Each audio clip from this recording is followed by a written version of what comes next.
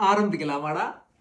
ഇന്ത്യയിൽ നിന്ന് ശ്രീലങ്കയിലേക്ക്, ശ്രീലങ്കയിൽ നിന്നിട്ട് യു കെയിലേക്ക്, യു കെ നിന്ന് ചന്ദ്രനിലേക്ക്, ചന്ദ്രൻ നിന്ന് ഈ ആഴ്ച ചൊവ്വയിലേക്ക്.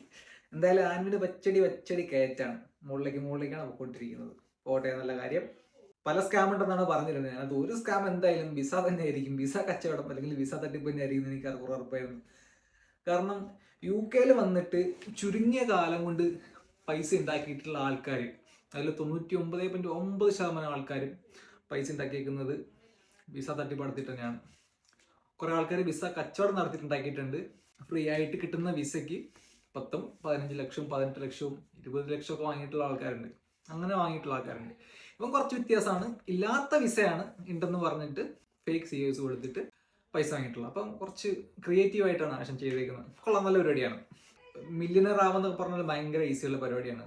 ഈസി. ഒരു 100 പേരിരുന്ന്, ഒരു 100 പിള്ളേരെ ഇന്ന് ഇതുപോലെ 10 ലക്ഷം വെച്ച് വാങ്ങിയാൽ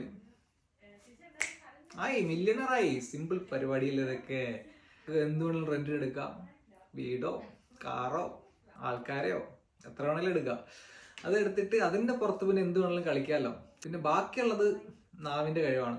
കാർ വാഷ് കമ്പനിയുടെ കേസൊക്കെ അവൻ നാവ് കൊണ്ടൊരു കമ്പനി ഉണ്ടാക്കി, നാവ് കൊണ്ട് ആ കമ്പനി വിറ്റു, പൈസ വാങ്ങി. അത് അവന്റെ കഴിവാണ്.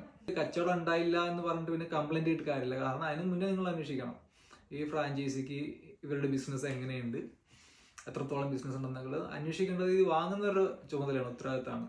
പക്ഷേ പിള്ളേരെ പറ്റിച്ച് ഇല്ലാത്ത COs ഉണ്ടെന്ന് പറഞ്ഞ് കാശ് വാങ്ങുന്നത്, എന്നിട്ട് അങ്ങനെ എത്ര ആൾക്കാരുടെ പ്രതീക്ഷകളാണ് നശിച്ചു പോകുന്നത്, എത്ര ആൾക്കാരുടെ. പിന്നെ ഇവന്റെ ഈ കോണത്തിലെ മോട്ടിവേഷൻ കണ്ടിട്ട് നാട്ടിൽ നിന്ന് ഇപ്പോഴും വണ്ടി കയറുന്ന ആൾക്കാരുണ്ട്. ഈ മോട്ടിവേഷൻ കണ്ടിട്ട് വരുന്ന ആൾക്കാരുണ്ട്. ഇവിടെ എന്തോ മറ്റേ കുലുക്കി ഇടുക എന്നൊക്കെ പറഞ്ഞിട്ട് റിയാലിറ്റിയിൽ നിന്ന് ഇങ്ങനെ ആൾക്കാരെ തെറ്റിച്ചു വിടാനായിട്ട് ഇങ്ങനെയുള്ള കുറേ വാണങ്ങൾ ഇറങ്ങിയിട്ടുണ്ട്. നന്നായിട്ടുണ്ട്, വളരെ നന്നായിട്ടുണ്ട്. എന്തായാലും ഇഷ്ടമായി. നമുക്ക് കാണാം അടുത്ത പാർട്ട് 3 വരുമ്പോഴത്തേക്ക് ഇവൻ ചൊവ്വയിൽ നിന്ന് എങ്ങോട്ടാ പോകുന്നതെന്ന്. അല്ല ബ്ലാക്ക് ഹോളിലും കുരുങ്ങി വീഴുമെന്നുള്ള കാര്യം കൂടി അറിയേണ്ടിയിരിക്കുന്നു. ഒരു ബ്ലാക്ക് ഹോള് നാട്ടിൽ കിടന്ന് കറങ്ങുന്നുണ്ട്. ഓക്കെ എന്നാല്.